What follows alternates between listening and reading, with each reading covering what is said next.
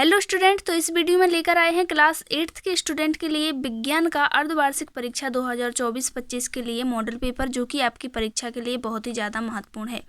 तो देखिए, अभी तक यदि चैनल को सब्सक्राइब नहीं किया है तो कर लीजिए, ताकि आपको अन्य विषयों के वीडियो भी मिलते रहें और परीक्षा की तैयारी आपकी बहुत ही अच्छे से करवाई जाती है। तो चैनल को सब्सक्राइब कर लीजिए, बेल आइकन को प्रेस कर लीजिए। तो देखिए, आपका पेपर रहने वाला है 60 अंक का और टाइम आपको 2.5 घंटे दिए जाएंगे। तो सबसे पहले निर्देश पढ़ लेते हैं, उसके बाद पेपर शुरू करेंगे। तो निर्देश आपके, पहला निर्देश है सभी प्रश्न हल करना अनिवार्य है। दूसरा निर्देश है सभी प्रश्न निर्देश अनुसार अपनी उत्तर पुस्तिका में लिखिए। तीसरा निर्देश आपका है यह केवल अभ्यास हेतु नमूना है, इसका वास्तविक पेपर से कोई संबंध नहीं है। इस प्रकार से सबसे पहले निर्देश पढ़ लेना है, फिर पेपर शुरू करना है। सबसे पहले देख लेते हैं बहुविकल्पीय प्रश्न, जो कि आपके 1 से लेकर 5 तक हैं। तो देखिए, निर्देश है आपका, प्रत्येक प्रश्न के लिए 4 विकल्प दिए गए हैं। सही विकल्प चुनकर अपनी उत्तर पुस्तिका में लिखें। प्रत्येक प्रश्न के लिए 1 अंक निर्धारित है। आपको बहुविकल्पीय 5 दिए जाएंगे 1-1 नंबर के। तो देखिए, पहला जो आपका प्रश्न है, अक्षय प्राकृतिक संसाधन है।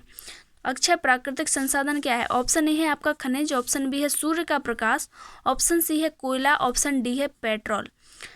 तो जो आपका ऑप्शन बी है सूर्य का प्रकाश, यह अक्षय प्राकृतिक संसाधन है, जो कि कभी समाप्त नहीं हो सकता, उसे अक्षय प्राकृतिक संसाधन कहते हैं। तो देखिए, नेक्स्ट आपका है एड्स किसी संक्रमित व्यक्ति से दूसरे स्वस्थ व्यक्ति में किसके जरिए फैल सकता है? ऑप्शन ए है साथ भोजन करने से, ऑप्शन बी है पीड़ित के द्वारा रक्तदान से, ऑप्शन सी है साझे कंधे के प्रयोग से, ऑप्शन डी है मच्छर के काटने से। ऑप्शन बी जो है आपका पीड़ित के साथ रक्तदान से, यह बिल्कुल सही है।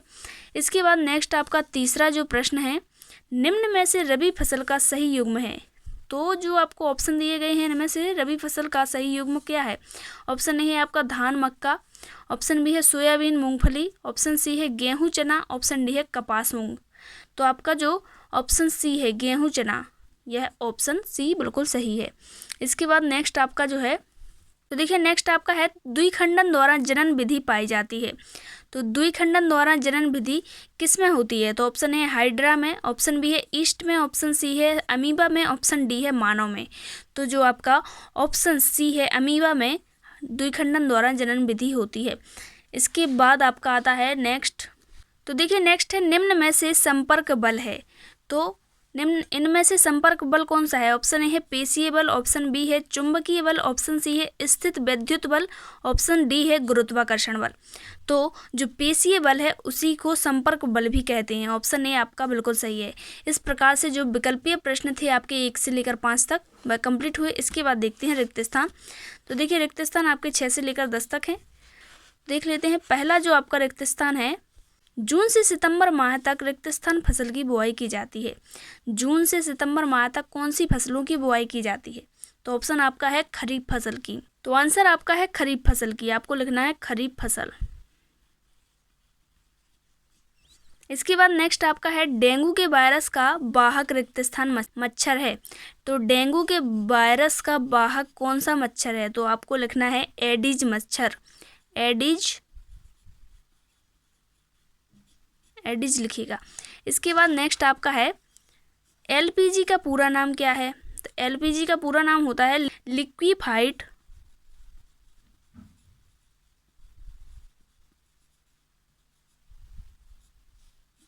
Liquefied petroleum gas.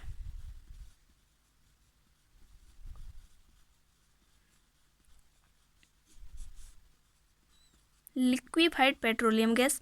इसके बाद आपका नेक्स्ट जो है, आलैंगिक जनन में केवल रिक्त स्थान जनक शामिल होते हैं।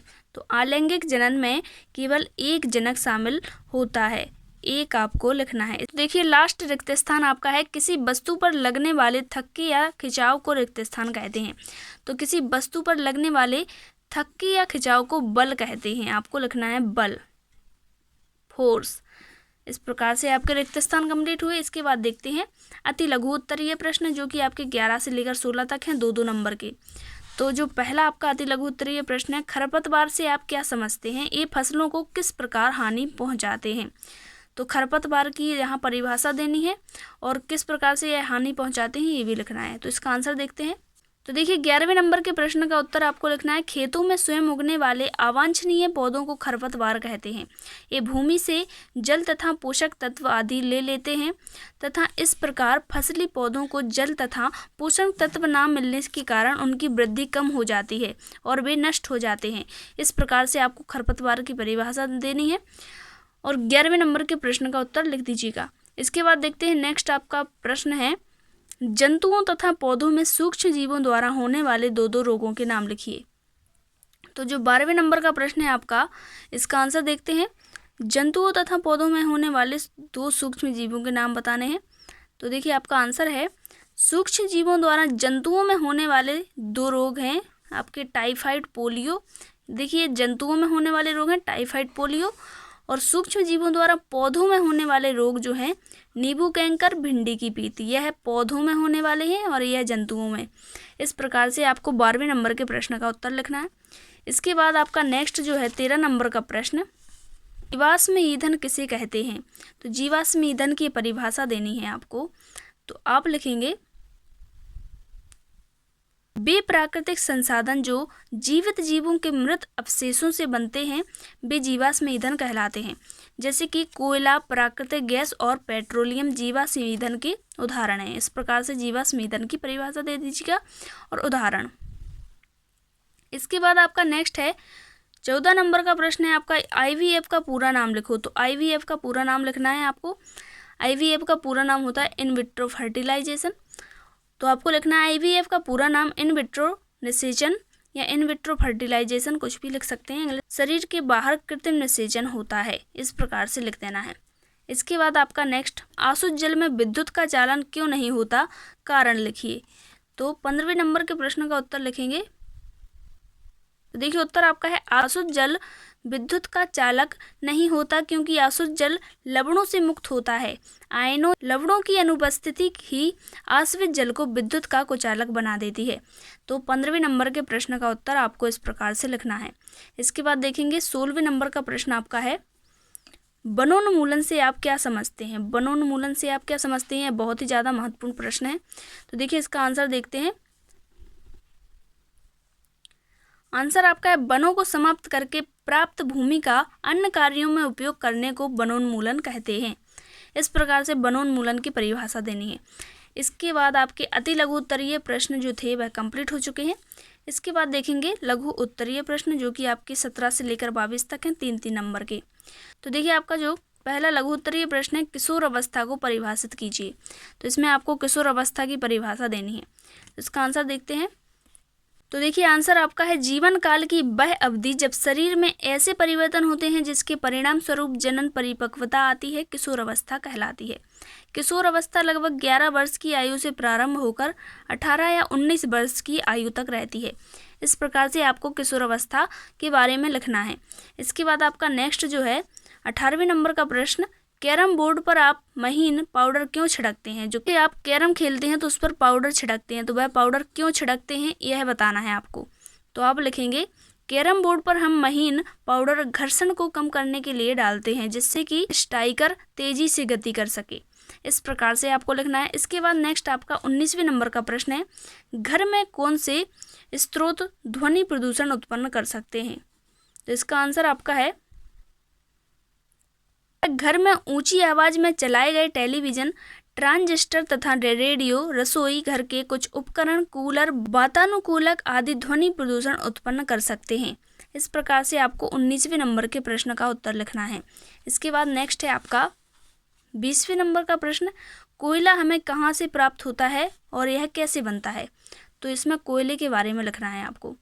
तो देखिए आंसर आपका है, कोयला हमें जमीन के अंदर से प्राप्त होता है। बाढ़ जैसे प्राकृतिक प्रक्रमों के कारण वन मृदा के नीचे दब जाते हैं।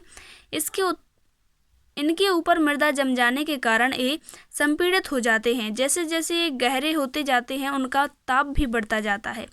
उच्च ताप व उच्च दाब के कारण पृथ्वी के अंदर मृत पेड़ पौधे धीरे धीरे कोयले में परिवर्तित हो जाते हैं। कोयले में मुख्य रूप से कार्बन होता है। यह प्रक्रम कार्बनीकरण कहलाता है। इस प्रकार से आपको लिखना है। इसके बाद नेक्स्ट आपका 21वें नंबर का प्रश्न, ऐसे 2 उदाहरण दीजिए जिनमें लगाए गए बल द्वारा वस्तु की आकृति में परिवर्तन हो जाए। तो 21वें नंबर का प्रश्न जो है आपका, उसका उत्तर है आपका, तो उदाहरण देने हैं आपको। तो पहला उदाहरण आप लिखेंगे रबड़ की गेंद को दोनों हाथों से दबाना। दूसरा उदाहरण है आपका रबड़ बैंड खींचना। इस प्रकार से आपको 21वें नंबर के प्रश्न का उत्तर लिखना है। इसके बाद आपका जो 22वें नंबर का प्रश्न है, हमारे आसपास पाई जाने वाली विद्युत लेपित वस्तुओं की सूची बनाइए। विद्युत लेपित वस्तुओं की सूची बनानी है आपको, तो आपको लिखना है आंसर में। तो देखिए 22वें नंबर के प्रश्न का उत्तर है आपका, आसपास के कुछ विद्युत लेपित वस्तुएं। पहली नकली आभूषण, दूसरी स्नान गृह की टोंटी, तीसरी गैस बर्नर, चौथी आपकी सोफे के फ्रेम, पांचवी साइकिल के पार्ट्स। इस प्रकार से आपको विद्युत लेपित वस्तुओं की सूची बनानी थी। इसके बाद आपका नेक्स्ट देखते हैं। तो देखिए इसके बाद आपके आते हैं दीर्घोत्तरीय प्रश्न, जो कि 23 से लेकर 26 तक हैं, 5-5 नंबर के हैं। तो देखिए पहला आपका दीर्घोत्तरीय प्रश्न है, अपने राज्य मध्य प्रदेश के किन्हीं 5 राष्ट्रीय उद्यानों के नाम उनके स्थान सहित सूचीबद्ध कीजिए। तो इसका आंसर आपका देखते हैं। तो देखिए आंसर आपका है मध्य प्रदेश के राष्ट्रीय उद्यान। पहला आप लिखेंगे बांधवगढ़ राष्ट्रीय उद्यान। बांधवगढ़ उमरिया शहडोल में है जो कि। दूसरा आपका है कान्हा किसली राष्ट्रीय उद्यान, जो कि मंडला में है। तीसरा माधव राष्ट्रीय उद्यान, जो कि शिवपुरी में है। फोर्थ आपका पन्ना राष्ट्रीय उद्यान छतरपुर में है। पांचवा बालाघाट राष्ट्रीय उद्यान, जो कि बालाघाट में है। इस प्रकार से आपको राष्ट्रीय उद्यानों के नाम और स्थान का नाम लिख देना है। इसके बाद नेक्स्ट आप देखेंगे, नेक्स्ट है आपका 24वें नंबर का प्रश्न, अमीबा में जनन किस प्रकार होता है, क्या आप उनके प्रजनन करने के ढंग के विषय में जानते हैं। तो इसका आंसर देख लेते हैं 24वें नंबर के प्रश्न का। तो देखिए आंसर आपका है हाँ, हम उनके प्रजनन के ढंग के विषयों में जानते हैं। अमीबा में अलैंगिक जनन होता है। अमीबा में द्विखंडन विधि से प्रजनन होता है। इसमें पूर्ण विकसित एक कोशिकीय जीव अमीबा की कोशिका में जीव द्रव और केंद्रक का विभाजन हो जाता है। इस प्रक्रिया में पहले केंद्रक विभाजित होता है, फिर जीव द्रव विभाजित होता है, फिर दोनों भाग अलग अलग होकर 2 अमीबा को जन्म देते हैं। इस प्रकार से आपको 24वें नंबर के प्रश्न का उत्तर लिखना है। इसके बाद नेक्स्ट देखेंगे, नेक्स्ट आपका है 25वें नंबर का प्रश्न, जो कि है पादप कोशिका एवं जंतु कोशिका में 4 अंतर लिखने हैं आपको। तो आप लिखेंगे, तो देखिए पादप कोशिका एवं जंतु कोशिका में अंतर आपको लिखना है। तो देखिए पादप कोशिका में कोशिका भित्ति उपस्थित होती है, जंतु कोशिका में कोशिका भित्ति उपस्थित नहीं होती है, यानी कि अनुपस्थित होती है। दूसरा है प्लास्टिड्स जैसे क्लोरोप्लास्ट पाए जाते हैं, प्लास्टिड्स अनुपस्थित होते हैं। नेक्स्ट है केंद्रक कोशिका के किनारे स्थित होता है, केंद्रक सामान्यतः केंद्र में होता है। फोर्थ है बड़ी केंद्रीय रसधानी होती हैं, छोटी या अनुपस्थित रसधानियाँ होती हैं। इस प्रकार से आपको पादप कोशिका और जंतु कोशिका में अंतर लिख देने हैं, 4 अंतर लिख देने हैं। इसके बाद नेक्स्ट देखेंगे, तो देखिए नेक्स्ट आपका लास्ट प्रश्न है, हमारे जीवन में उपयोगी सूक्ष्म जीवों के बारे में 10 पंक्ति लिखिए। तो इसमें सूक्ष्म जीवों के बारे में लिखना है। तो इसका आंसर है आपका, तो देखिए आंसर आपको लिखना है, पहली जो आपकी लाइन है, सूक्ष्म जीवों का उपयोग पर्यावरण को स्वच्छ रखने में किया जाता है। दूसरा है जीवाणुओं का उपयोग औषधि बनाने में किया जाता है। तीसरा है इनका उपयोग टीका बनाने में किया जाता है। फोर्थ है ये कृषि में मृदा की उर्वरता में वृद्धि करने में सहायक होते हैं। फिफ्थ है इनका उपयोग ब्रेड, केक एवं दही आदि बनाने में किया जाता है। सिक्स्थ है ये पौधों को रोगों से बचाने में भी सहायक होते हैं। सेवन्थ है ये जंतुओं को बीमारी से बचाने में सहायक होते हैं। एट्थ है ये किण्वन प्रक्रिया में सहायक होते हैं। और 9वां है ये शराब, अल्कोहल, एसिटिक अम्ल आदि बनाने में सहायक होते हैं। 10th है अचार, पनीर तथा अन्य खाद्य पदार्थ भी इनकी सहायता से बनाए जाते हैं। इस प्रकार से आपका लास्ट जो क्वेश्चन था 26वें नंबर का, उसका आंसर आपको लिख देना है। तो देखिए इस प्रकार से आपके 1 से लेकर जो 26 तक क्वेश्चन थे 60 अंक के कंप्लीट हो चुके हैं। यदि अभी तक आपने चैनल को सब्सक्राइब और बेल आइकन को प्रेस नहीं किया है तो कर लीजिए, ताकि आपको अन्य विषयों के वीडियो भी मिल जाएं। मिलते हैं नेक्स्ट वीडियो में। Thanks for watching.